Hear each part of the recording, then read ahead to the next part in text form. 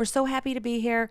I am Brenda, and you're now listening to the Berry Connected Podcast Live, brand new forum.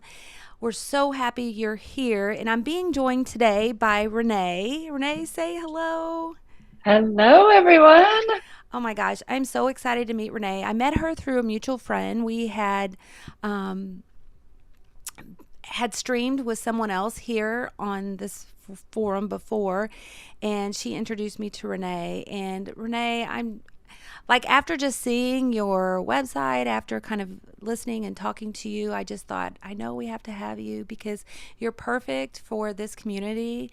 Renee has lost over 120 pounds naturally and helped countless people kick cravings for like these food cravings that we get. And I just feel like her niche, she's called the detox coach. And so I felt like she could be perfect for us to find a more healthy, natural way of living through looking at alternative methods. So Renee, in that, while I'm logging on to our Facebook page to kind of double check that, I'm going to go ahead and let you kind of tell us a little bit about yourself and what got you interested in all of this.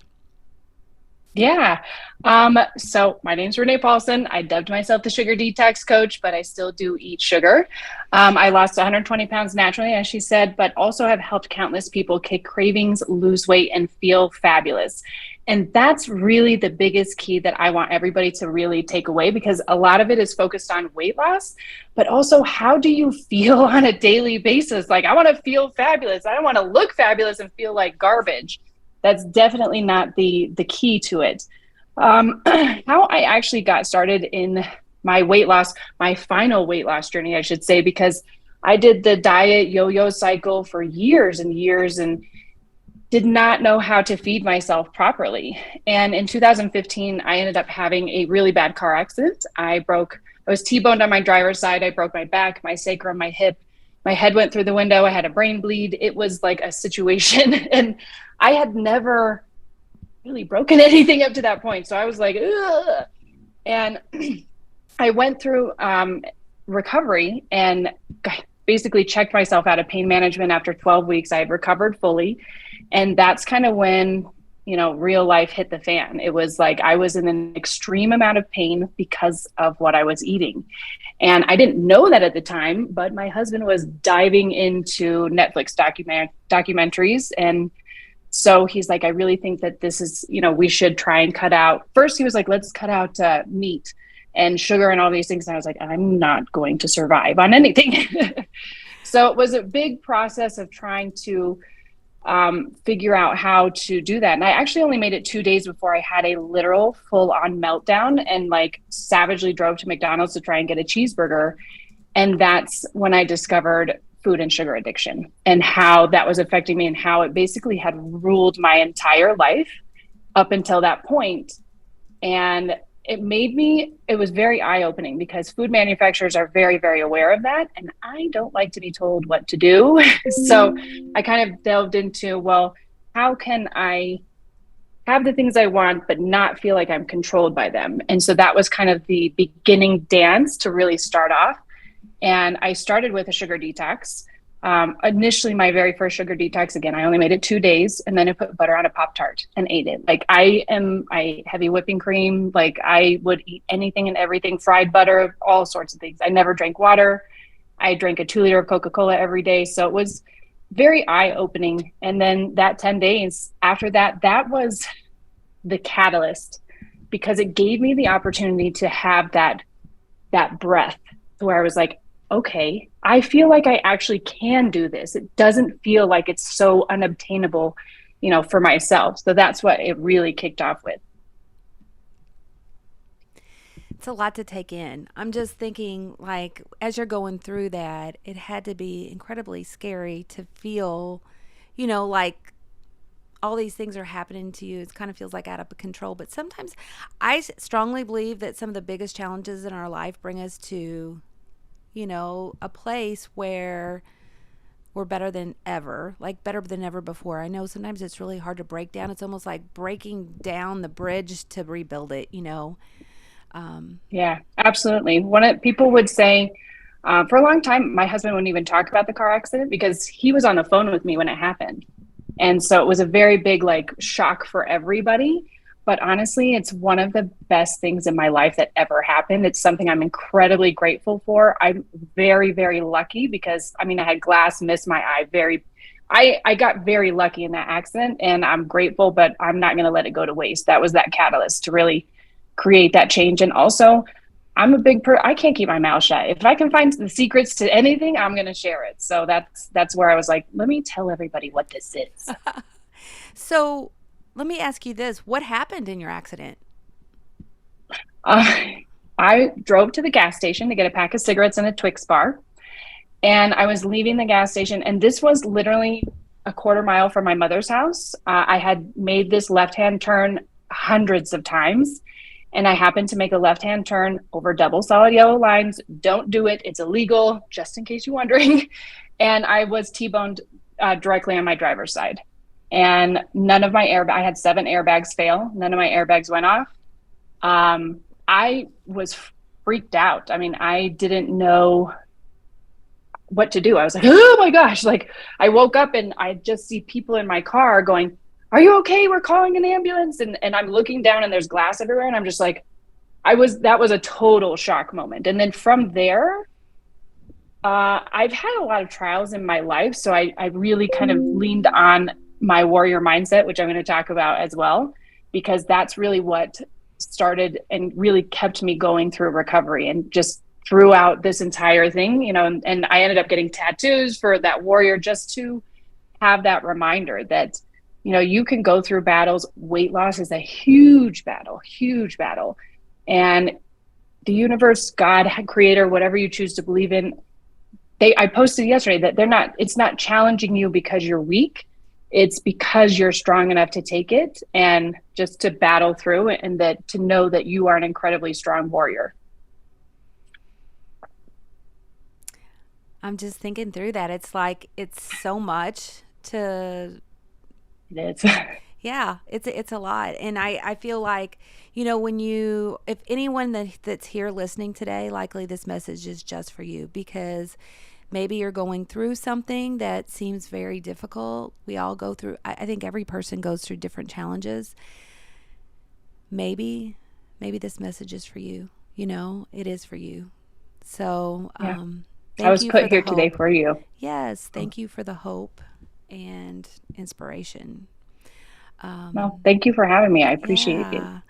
Well, let's jump in and let's talk about today a little bit.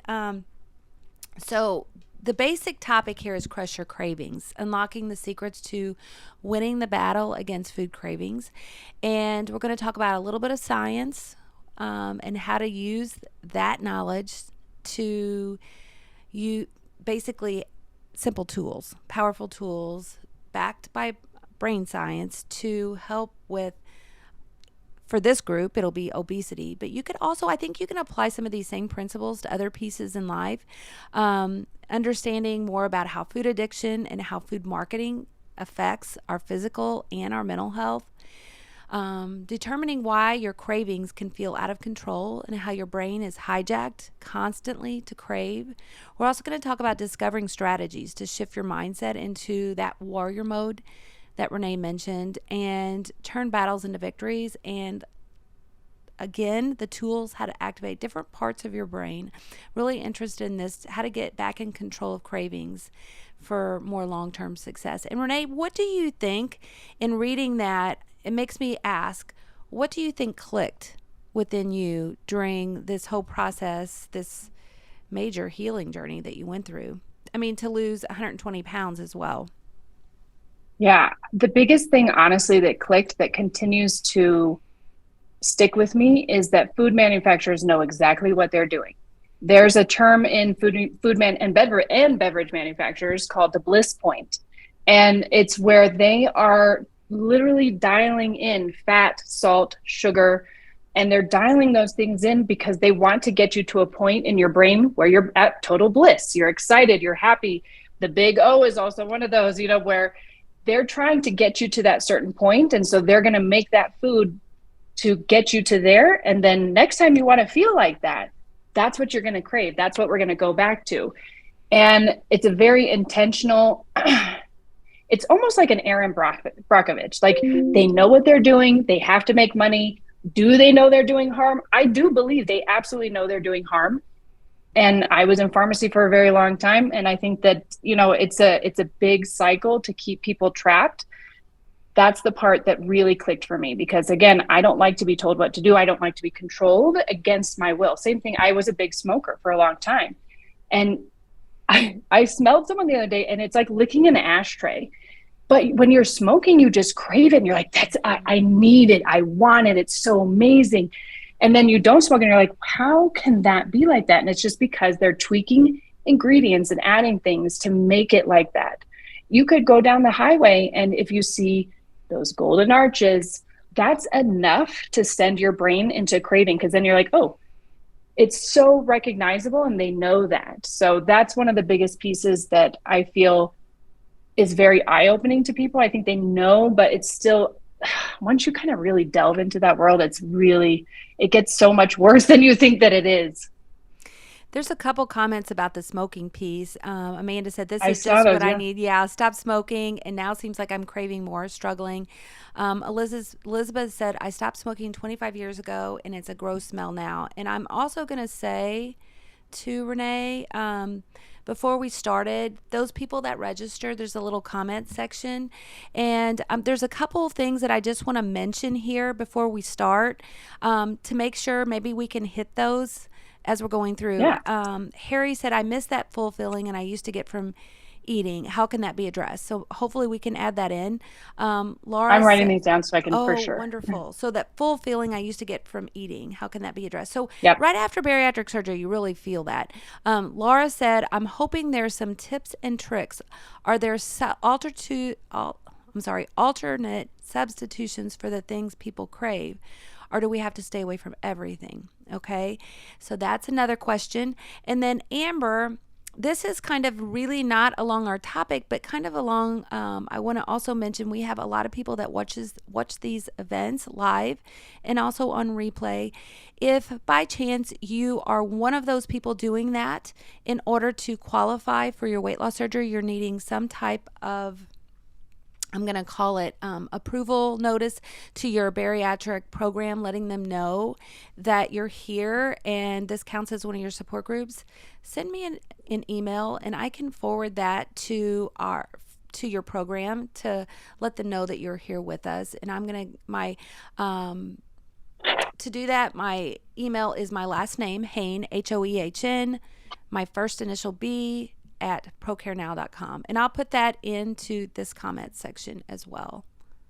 So I also want to welcome all the communities that we have joining us. We have we have 3 or 4 facilities that have me share on their Facebook groups. We have Berry Nation Community. Hello. And then we also have lots of patients out there that are just joining their community, their people that have either been their first timers or community that's been there for a while. So I want to welcome all of you. Let us know where you're coming from and how you heard about us in the comment section while Renee is talking. So Renee, go ahead. We're going to get started here. Thank you. All right. Thank you. I'm going to share my screen and give you a little visual. If anybody's like, I'm listening to it, then maybe you can come back and check it out. I really love to use visuals. I'm a big visual person, so you'll definitely see that. So cravings can pop up out of nowhere for many reasons. A lot of them can be emotional. It could be that you're hungry. It could be that you're missing nutrients, something like that. But we're going to get you some tools that you can crush them in the moment, but not only in the moment, but for good. Okay. So have you ever wondered what it would be like to know how to crush your food cravings in the moment and know how to transform your life into one that you're excited to live, but also learn how to have your cookies and eat them too? I am a big proponent of moderation. I got cookies tattooed on me because I got tired of people saying the sugar detox coach doesn't eat sugar. So we're going to talk about substitutes after, but yes. So I'm going to share some powerful tools that are going to help you do just that. All right. My big no on the sugar detox coach, the one and only thing that I do not do, and this is a line in the sand for myself, is soda. Soda and fruit juice, those types of things, I gave up. I won't do any type of moderation with them. It's too big of a slippery slope because it's literally no nutrients and you're just getting all that sugar in there. And so it's just going to rush. So not only by the end of this masterclass, you're going to know how I crush my cravings to lose 120 pounds, but seriously, if I can do this, because I would sit in my living room and eat sugar cubes out of the container with my friend. Renee, I think we got you muted accidentally.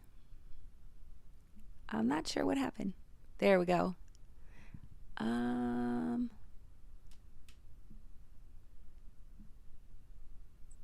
Okay, there we go. Can you get me? Yes, all right. Hear you. Ooh, how do I get out of here now? All right, let me see something really fast because I'm trying to find my mouse and I can't find it really fast. Also, Renee, there's a question too. Can they get a copy of this PowerPoint, or is this something that you share just for this masterclass? I'll send a copy of that's absolutely fine. Can you see this where it says like the panelists and attendees and all of that, or is it just on mine? On my screen. I can see why does it feel so hard sometimes, and we have your picture and then 3 major bullet points. There we go. I think I just got it off. All right, yes. Sorry. Me and tech, like, all right. So let's get back into it. Cravings can feel hard because number one, food is everywhere. It's everywhere. Again, we talked about the golden arches just being that trigger point, but even going into work sometimes. You got Donna who brought in donuts. You can have, everybody has soda, everything like that. And also food manufacturers are tapping into our psychology of food cravings. There was a big debate several years ago saying, is cravings more biology, like you're missing things?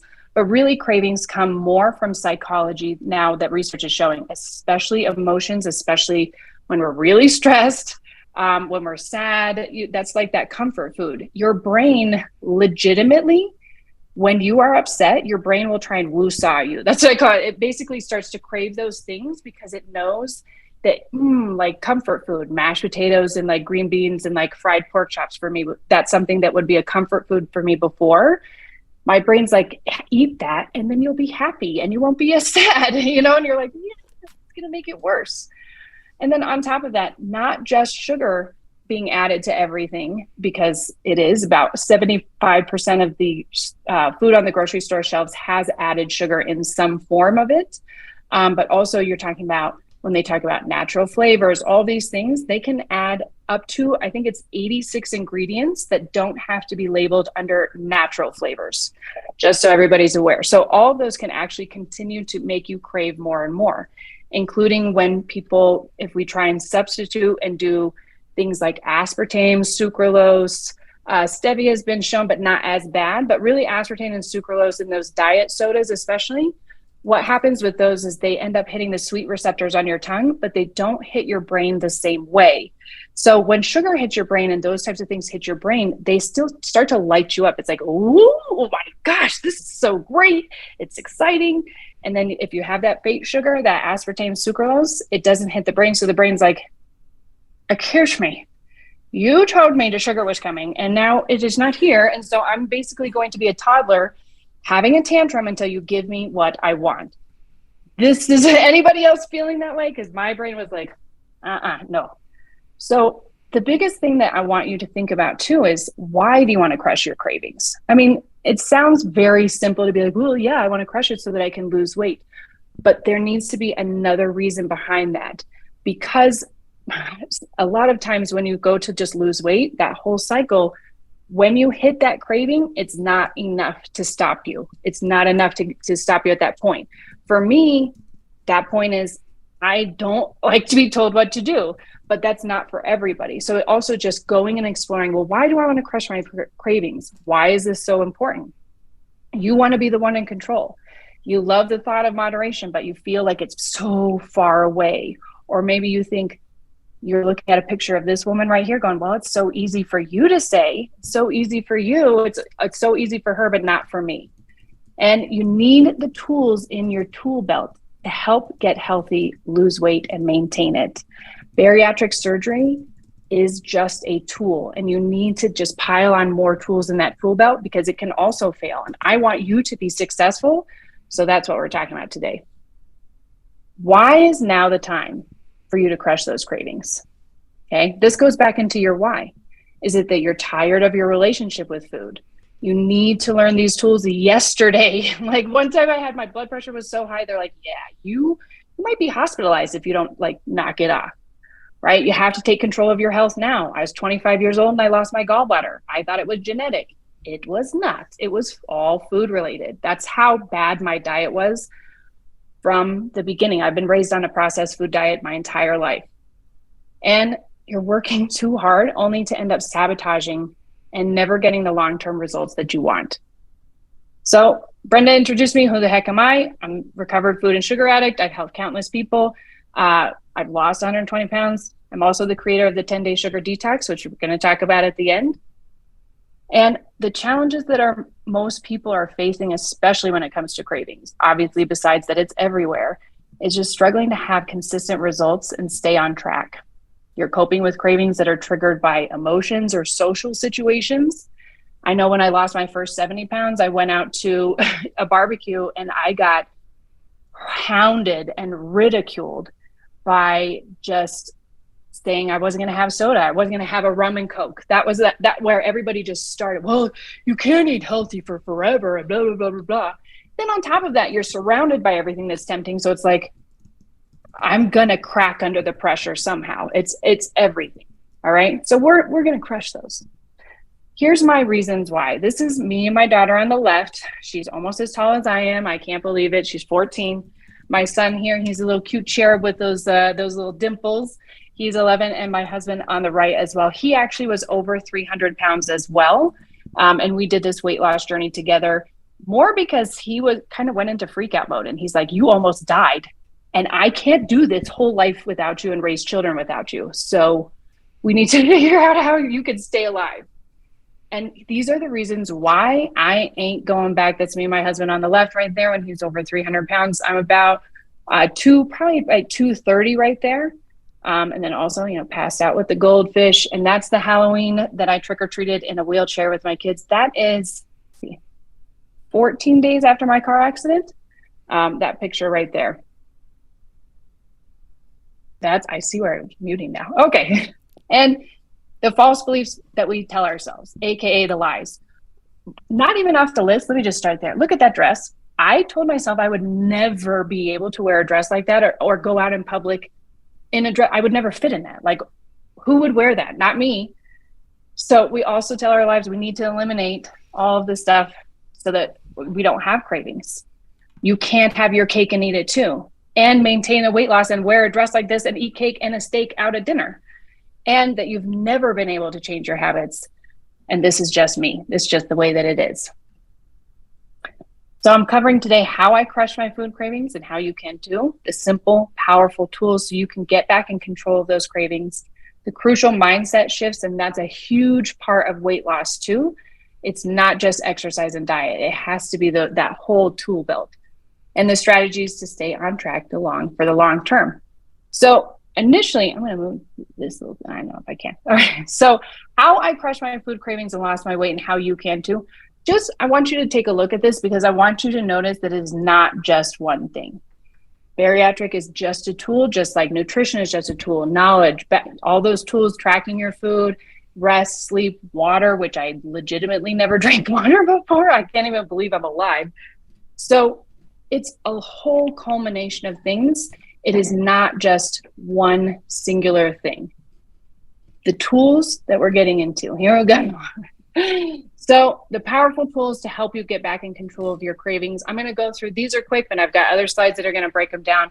The red balloon trick I always say that's my fourth child after my husband.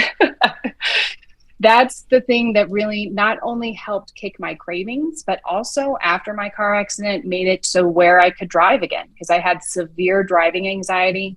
I didn't drive really for almost a full year, like anywhere significant. I would drive small little places, but that would be it. Then, and beyond that is the Beyonce battle tool. That's going to tell you how you can set yourself up for success in the morning, and the grab and flip. All right. So let's get into the first tool, the red balloon trick. How I came up with the red balloon trick is, I got kids, and I don't know if anybody has seen that Disney movie Home, with like the aliens, they come to Earth and then they like take everybody and separate them, blah, blah, blah. So this girl gets separated from her mom. I'm sitting there watching this for probably the 800th time with my children on my phone, not even paying attention to what they're saying. And this song comes on. It's a Charlie XCX song. And it's like, oh, if you got troubles, let them go. Let them float on by, right up in the sky with a red balloon. And I'm like, yeah, like, wouldn't it be nice if you could just put all your problems in a red balloon and it would just float away? And I was sitting there being so sarcastic. And I just kept like toying in my mind, going like, how is that even possible? That's not even, and looking back now, it's a cartoon, but something prompted me to just continue to like really circulate this in my brain and really think of it. And honestly, the first time I ever used the red balloon trick was for driving, because I had to go get my daughter from school and there was a huge line and I started to really freak out and panic. And so I really started toying with that. Let me just breathe. Let me figure out how to do deep breathing. I also was doing knowledge and research behind this, not just for this, but just in a growth mindset. So I started getting through that and I was like, oh, I did it. And I got through the school pickup line. I was like, okay. So I really started toying with it a little bit more, and I started using it in the grocery store to get through the bakery section, because before I used this to get through the bakery section, I would do what I call mouth breathing, where it would just be like, I just would walk around like that, because I knew if I smelled a croissant, I was buying it. I was going to buy a donut. I was going to do something. It's just going to be like, and then I would eat it in the car before I drove home. And then I would get rid of the evidence because, so I started noticing that those same feelings were popping up at the grocery store. And a lot of times too, like I felt very angry or agitated, like I can't have this and I want it so bad. Like, why is this happening? So I started using it to get through the grocery store and noticed that it worked. And then I started using it with everybody. And I legitimately carried a red balloon around in my pocket and my purse all the time. I was that crazy lady. I did not watch it. So people would be like, oh, Pennywise. And I'm like, and then I watched it a couple of years later and I was like, oh, not probably not a good look, but oh, well, here we are. So let me explain why the red balloon trick is so effective, because it takes two different avenues. Basically, you're going to use a deep breathing technique and visualization. So I always tell people to practice this, and we're going to talk about that. But the way that it works is when you start to feel those cravings pop up, or even anxiety, anger, rage, road rage. It's worked for all those toddler. I've stopped a toddler tantrum in 2.5 seconds in a parking lot flat, probably because I was the weird lady with the red balloon. But where those feelings lie are really deep in your brain, into the hippocampus, where you start to really circulate. You're like, I'm craving this, and I want this, and I want this, and I want this. And what you need to do, and how the red balloon trick works, is it gets you back into what I call boss brain, which is your prefrontal cortex. And your prefrontal cortex is basically that mom that's like, just take that 1 second. Like, do you really want to do that? Is that really the best choice? So it gives you that like pause of going, I don't want to make this choice. I want to make this choice, and at least I can do something to really help myself to do that. So it really activates a different part of your brain to get you back in control of what you're thinking, feeling, and decision making, right? So how to use the red balloon trick. I always say, like, it's a practice before. Go in your bathroom, turn on the fan, pretend you're pooping. I don't know, but if you're embarrassed, but go in, and I want you to practice, and you're going to take 3 to 5 deep breaths in through your nose, I almost said mouth, and out through your mouth. Now, I don't know if you've also heard, there's another breathing technique called the double breath, and you're also going to incorporate that. And it's more like, I really want you to think of how you would do if you were blowing up a balloon. Because if I was blowing up a balloon, right, I'm going to breathe and then do that little last breath in. And what that does is it fills in all those little tiny air sacs in your lungs to press out all that extra CO2. So 3 breaths on this has been shown to reduce stress and anxiety by at least 50%. So at the same time that you're going to take your 3 to 5 deep breaths, you're going to visualize, which is basically a fancy term for creating a picture in your brain, that you have these feelings and you are pulling them in and you're blowing them out into your red balloon. Okay. And I'm going to show you a picture of this so you have that picture in your mind. This is why I say practice, because it's helpful to practice and close your eyes. But when you are in freak out mode, you're having a craving, you're in the grocery store, you're driving on the highway, please do not close your eyes. That's why practicing this, because when you become in freak out mode, it's harder to remember a tool that you haven't practiced versus something that you've already used. Even if, again, you went in the bathroom and you pretended, like, you're going to remember that as you start to do that. And you're like, yep, that lady, that crazy lady, she said to practice, and here it is. And this is why I'm practicing. So you're going to go in through your nose and out through your mouth. You could do it 3 times. After 3 times, check in with yourself. How do I feel? Do I feel like I'm more in control? If that answer is or no, do 2 more breaths. Check in with yourself. See how you feel. Do you feel more in control? Do you need to move yourself out of a situation to go? I've gone to the grocery store bathroom to do the red balloon trick if I needed to really get out of the bakery section or something like that. So you're going to do those. Once you feel like, all right, I feel calmer, I'm back in boss brain, I know what's going on, I know the decisions I'm going to make, then I want you to visualize these feelings are in this balloon. You got 2 options, because you're going to let them go in and hang on to these. We don't want these. You can do like when it floats up in the sky, all nice and pretty in your mind, right? Or savagely like me, where it's, and you just, it came back to me. And you just let it go, okay? Now, are those feelings going to magically be gone for forever? No. What you're going to be able to do, again, is get back into that mode where you can make decisions based off of your goals and what you want versus being in freak out mode, okay? That's the red balloon trick in a nutshell. I love using the red balloon trick, and it makes it so, my kid actually told me to use the red balloon trick the other day because I was really frustrated about something. So I use it for my kids. I use it for anything and everything, not just cravings, but for sure cravings, I 1,000% have used it. I can't even tell you how many times. The next one here is Queen Bee Beyonce Battle Tool. Now, Beyonce Battle Tool is very unique because this is a tool that you use in the morning to set yourself up for success. Because a lot of times we're running on a subconscious level, right? And really your brain, when you're in craving mode, it's craving, it wants some dopamine. And if you're like, especially person like me, I have ADHD, my brain already lacks dopamine and blood flow in certain areas. So I know that I've got to give it some stuff or it's going to be like, listen, lady, I don't know what you're doing, but this is not cool. So I honestly came up with the Beyonce Battle Tool in the shower one day where, I was just playing music on my phone. Queen Bee came on and I was just jamming out. And I found throughout my day, when I started my day like that, even 5 minutes, even something small, that it made a huge difference in how I continue to go throughout my day because of the power of not only music, but music, movement, and singing. Okay, because all 3 of those give your brain dopamine, serotonin. It starts to activate different parts of your brain to where really your brain is starting to float high. So it's not starting to hunt for things. Again, when we talk about those emotionals, if you're sad, stressed, things like that, then your brain's like, you need some dopamine. So I'm going to start looking around for what it is. This is why we're giving it beforehand. And I remembered using this because several years before, I went to a nursing home.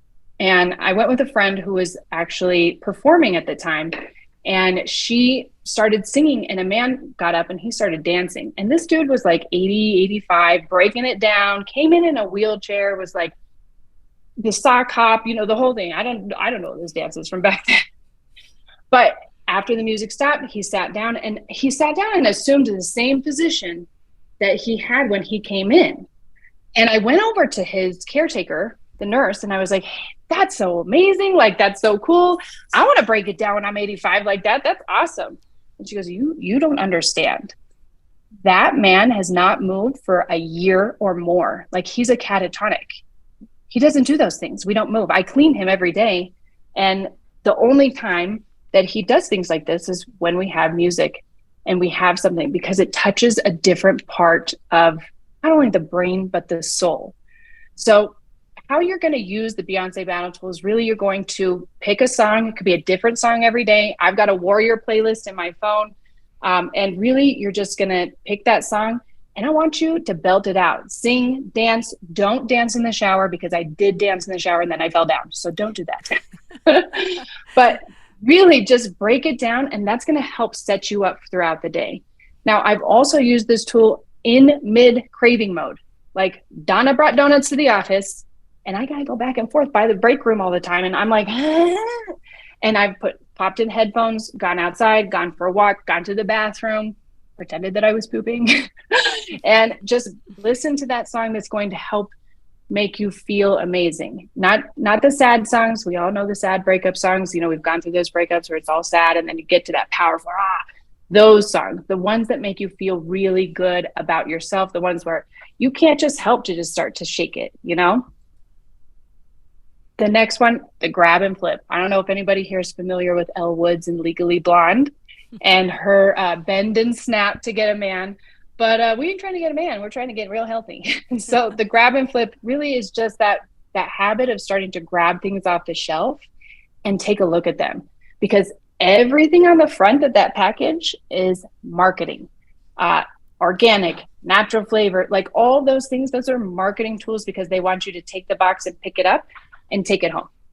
They don't want you to turn it around, because that's where you're going to know what's really in it. So the grab and flip is really to start grabbing things, flipping them around, looking at what the nutrition facts and all this is, and knowing what you're looking for.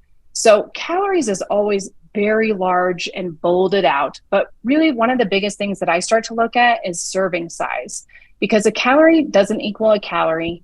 And yes, looking at fat and all of those are great, but also looking at things like your carb to fiber ratio. A good carb to fiber ratio would be a 10-to-1, so that you can notice that you can tell if basically that's going to be a simple carb and it's going to spike up those cravings, or it's not, because fiber really helps slow things down so that you can not only get the great nutrients out of the food that you're eating, but also if you're eating something sweet, it doesn't spike you up, so that it's like a roller coaster, right? You're like, wee, and then you drop down and your brain's like, I don't like being down on the down. So we need to go back up, and let's figure out how we can do that. And then, of course, being the sugar detox coach, I always look at sugar versus added sugar. Now they're separating them. And a good sugar threshold for, women and kids is 25 grams. And for men, it's 36 grams. And that's for the entire day. But you'll find when you go to the grocery store, they've got this 20% on here. And that's based off of a 2,000 calorie a day diet, which not a whole lot of people are on. So the percentages are something that kind of I try and take with a grain of salt, pretty much. And then, of course, going down, you're looking at your protein and the ingredients list, which is not listed on here. But a really good rule of thumb for ingredients list is, number one, the least of amount of ingredients, the better. That means the less processes that it's had to go through. And number two, the more ingredients that you can actually pronounce and know what they are, also better. So those are going to be just like little habits that get you in the habit of really looking at what's going in, because what's going to go in is what is going to come out. Always, always. Hey, Renee. Mm-hmm. There's some comments. Is it okay if I add Absolutely. interject a little bit? So there's quite a few of them. I'm going to start from the bottom and kind of work my way back up. Kylie is saying, she says 10 fiber to 1 carb, question mark. Maybe she's meaning 10 carb to 1 fiber. Yeah. So maybe meaning that, depending on how much, if you're eating more fiber, maybe it's okay because of, it's not absorbed the same way as, fiber kind of moves through, as opposed to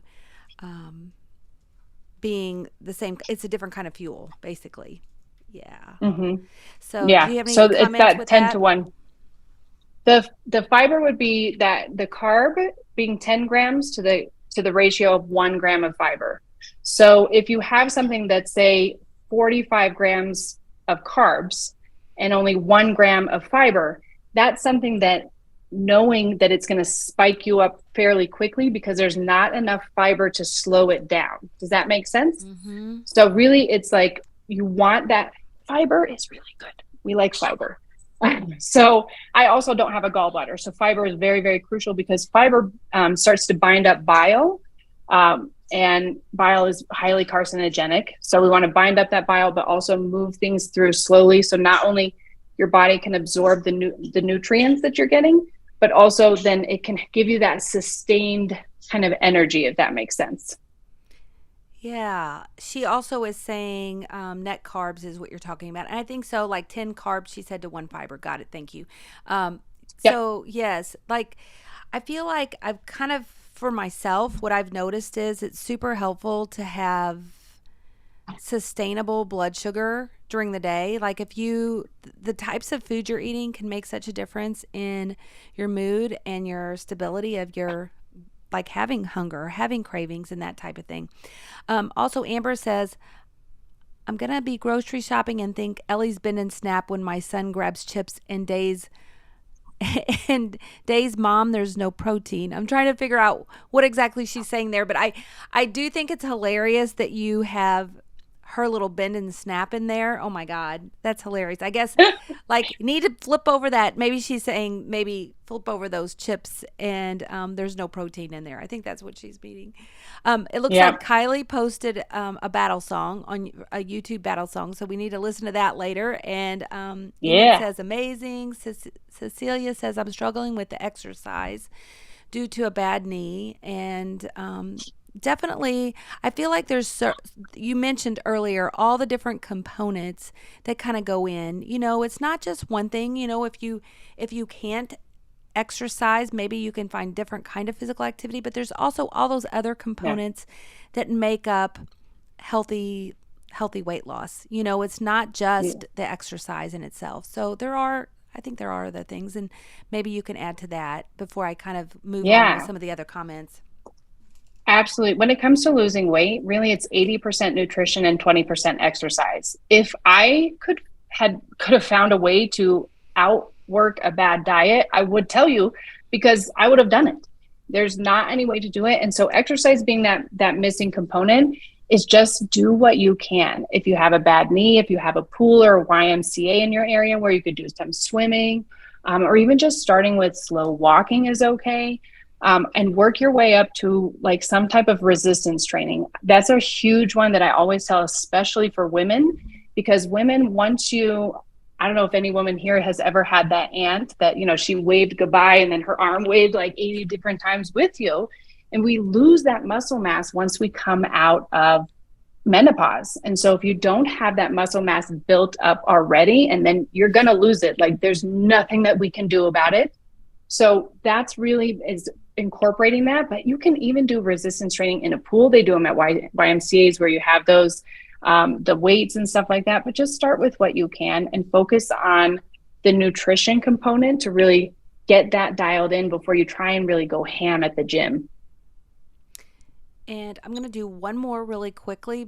There's more comments, but I'm going to just kind of right there for just a moment because I know you're kind of still trying to get through No, your you're fine. presentation.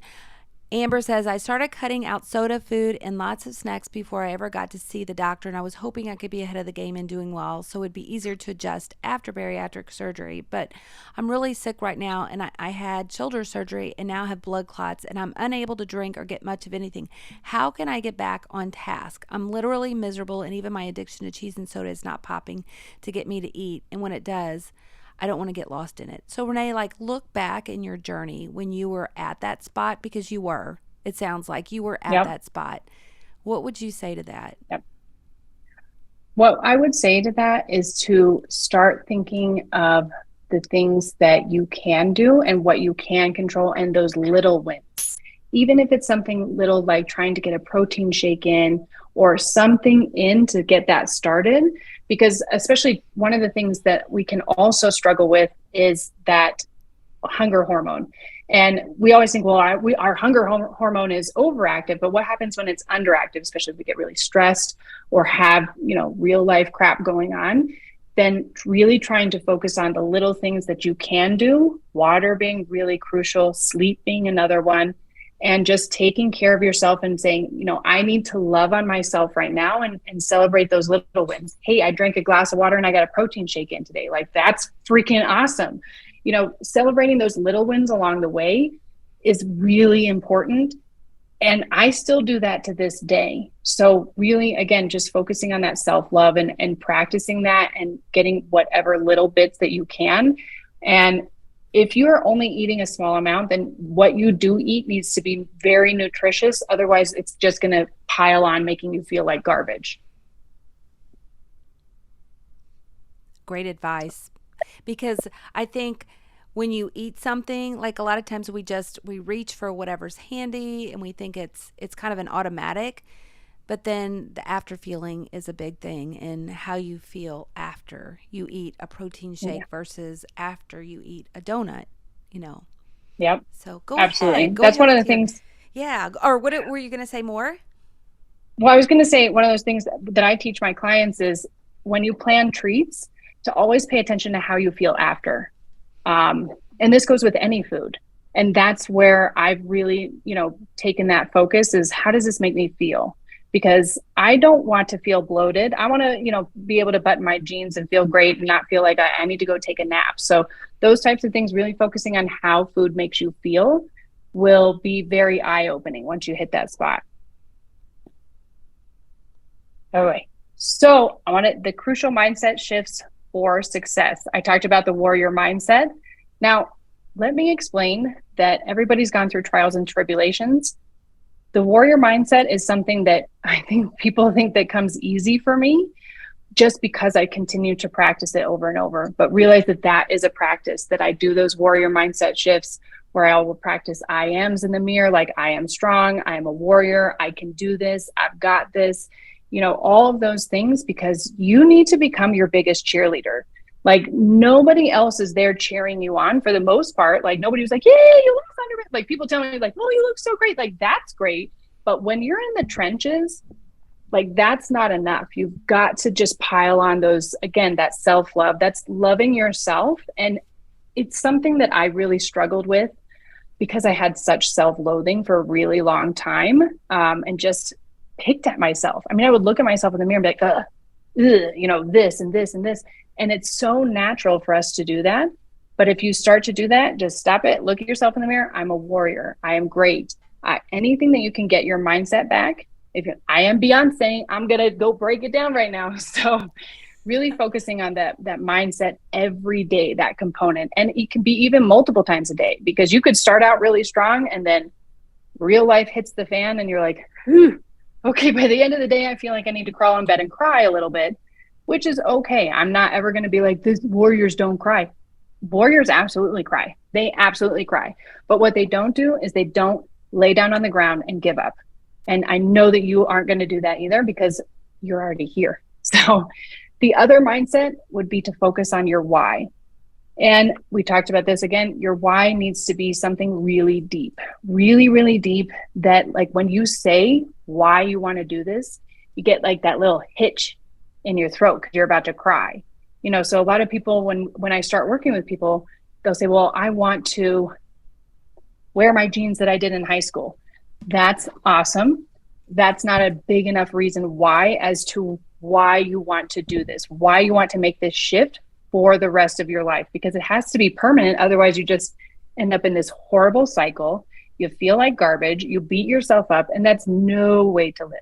So initially, I started out with the reason why, because I went in my son's room and I found wrappers everywhere. Chocolate wrappers, protein bar wrappers, like hidden everywhere, shoved in. And I was like, I'm doing this. I hid food. I hoarded food. I just all of those things. And I was like, I need to take care of myself so I can show my kids how they need to take care of themselves too. And then your why can shift throughout your whole entire journey. Like my why I started is still, it's not the same as to what it is then. My why is very much on, I want to show people that this is possible, because if I can do this, then anyone can do it. They just need the right tools. So that why is a really crucial component, because you're going to go back to it constantly, multiple times a day. Why am I doing this again? Why am I trying to eat like this? Why am I eating broccoli and this lady's eating Lay's potato chips? Like what? So your why needs to be really, really, really important. And then what to do when real life hits the fan is to go back to your tools. Go back to those basics. Like when I've got craziness going on, this is what I pull out of my pocket. This is where I go to right away. The red balloon trick, because that's my safety net. That's my little like, oh, this is my safety net. And then I just piled on top of that. I'll go back and I'll wear tokens. Like this is Joan of Arc. I'll use tokens to try and help remind me, like, you are a warrior. Joan of Arc probably didn't always feel like she had this, but she did. So just using the tools that you have and then building on top of those, building the tools that mean something for you and what those look like. I think that a lot of times we look to other people like, oh, you have all of the answers. But most of the time, everybody's just trying to figure it out themselves too. So building on top of the tools and something that you could figure out for yourself and then sharing that is going to be amazing. Strategies to help you stay on track for the long term. Number one would be accountability. Accountability is huge, and it can come in a lot of different forms. You could have an accountability coach. Your accountability could be, well, I need to put on a pair of jeans that button on this size like twice a week. What does that look like? So knowing where you are and all of that. My level of accountability is I weigh myself probably every other day at this point, not out of necessity, but I did it to take the fear out of the scale. And then now it's just data. Now I'm just looking at it as data. So I know where my body fat is and all of that information. So I can look at it and make sure I'm keeping myself accountable and keeping myself on track. Another huge one is finding your tribe. Your tribe of people are very, very, very, very important. I don't know if you've read a book called The Blue Zones, where they talk about the people who live over 100 and what are the common denominators. But in that, if you have people that are surrounding you that also struggle with their weight, then you will also continue to struggle with your weight. Because if everybody keeps the same tribe, and you don't have a backup tribe of people who are like your bariatric surgery people, that are like, yeah, we're in this together. We're going to support each other. You got this, I got this, and I'm not going to let you slip. That's a tribe member. I don't need a tribe member who's going to be like, oh, it's okay that you messed up. Like, let's go eat 4 pieces of cake and then we'll try again tomorrow. You're going to have your tribe member that's like, you can do that, but like, where's that going to get you? Is that going to make you feel good? Is that going to make you feel not good? Sometimes we like to avoid those tribe members. So finding those tribe members that are up in your face, very helpful. Building sustainable habits, the grab and flip. That's a sustainable habit that I never looked at the back of anything before. And now that's something that is just an automatic. My friend actually commented on this, I think it was last week. She just laughed because she went to show me something. And without even, I just grabbed it and looked at it because I wanted to see the ingredients. And she just laughed. She's like, I knew you were going to do that. But it's just those habits that you build that are going to keep you for the long term. A lot of people will do like a crazy workout or blah, blah, blah. Let me do this 12-week thing and then be done with it because you hate it and it's not sustainable. That's not going to work. Building those sustainable habits that make you feel really good, that's what's going to get you to that long-term win. And then again, focusing on those small wins. Like you lost 3 pounds, you drank an extra glass of water, you could walk an extra 5 minutes today, you could put on those jeans that button, you could, whatever it is, celebrate those small wins and announce them. Because I know that we can feel sometimes self-conscious or maybe embarrassed or, things like that. But what you're doing in today's society is incredibly difficult. Losing weight in today's society is very, very, very difficult. And so you should celebrate those little wins because you're doing the hard stuff and it's paying off. So really focusing on those little wins is going to help you because people be like, well, I'll celebrate when I hit 50 pounds. It's like, no. Like you celebration doesn't have to mean food, which for me before it was always like celebration, we need to have food. So it doesn't have to always be that, but it could even just be like, oh, I'm going to tell a random stranger. who cares what this random stranger thinks about you? Are you going to see them again ever? No. Tell them you just lost 10 pounds and you're feeling amazing. They're going to be like, that's awesome. And you're going to come out of there feeling great. All right. I tried to go fast. I'm kind of a fast talker. Q&A. I wanted to talk about that missed full feeling, because I definitely have that. And then I could get to any other questions. Missing that full feeling is something that I started to use a mantra for, actually, because I know exactly what you're talking about. We're just like, and you're like, well, I just feel all warm and cozy. And then sometimes if it's a heavy carb meal, you feel like you're out of breath because you're breathing. Actually, your respiratory rate slows and things like that. So that full feeling, I started to use a mantra of, this is enough and I am satisfied. And I continued to tell myself over and over again. And I will tell you that there's times when I was like, you are an effing liar. I am not satisfied. I am not happy with what, I still feel hungry. And then I would check in, red balloon, checking in. Do I really feel hungry? No. Why am I missing that full feeling? What is that emotional tie to that full feeling? And going back to those mantras, I feel okay. I feel like this is enough and this is enough for me. And I feel good. So that's kind of how I really started to work with that, missing that full feeling. I'm going to hit stop sharing if I can. There we go. All right. And then we could do any questions and all the things. I'll pull the chat too. Let's kind of look. We'll take another 2 minutes of questions. So we'll pick a few and we'll just try to go with them. There's a lot of information. I know there's like probably 20 or 30 comments. So I'm just going to pick a few, Renee. Or if you see one that speaks to you. I know Kylie was saying, is diet soda bad? I mean, do you have anything to say about that? Personally, as far as soda, I feel that it's that slippery slope. It's really so, I wouldn't say I'm not going to say bad, because I don't want to label foods good or bad, but it's just going to make things more difficult than they really need to be. I went from a person who drank zero water to pretty much all I drink now is water, and I'll have some coffee. Maybe if I go out once or twice a week, I'll have a cocktail or something like that. But I really try and stay away, because the less that you can get used to this habit, it becomes a habit. And so then that's just where people are like, I need soda. I'm like, you don't. Like, if I can cut it out, you can. It's just one of those, it's going to make things way harder than it needs to be. I'll let you pick one. We'll take one more. Yeah, let's see. All right, let's see.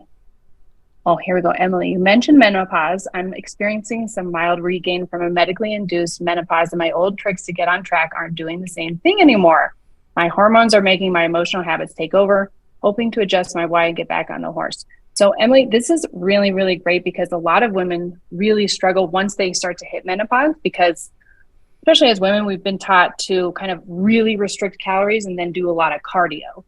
And with menopause, that's not going to work, because what menopause, it starts to shift where you start to store fat in your body. So when you are looking at menopause, one of the two things that I would really work with is resistance training and getting enough protein. That protein is going to help with all the cravings. Protein is a good cravings killer as well. Just to get that in, make sure that you're getting enough. It's also going to help with that resistance training, but that will help those hormones. It'll also help with that emotional response. Not all of it. I ain't gonna, because I'm in perimenopause, so I'm kind of crying with you. So, but yeah, that's really a great way to start with that for sure. So Renee, since we're kind of running out of time, I'm going to actually let you tell a little bit. The thing is some of these people might want to follow up and maybe want more support, and maybe I know you have resources and things like that to help them. I'm going to paste in here your email and your website, and tell them what you can offer right now, because I know you have some fun things going on. Yeah, actually right now, tomorrow, I'm hosting a masterclass that is going to be longer than this, but it's going to be a lot more in depth, especially going over that grab and flip and everything on a nutrition label that you really want to be looking for. Also talking about resistance training.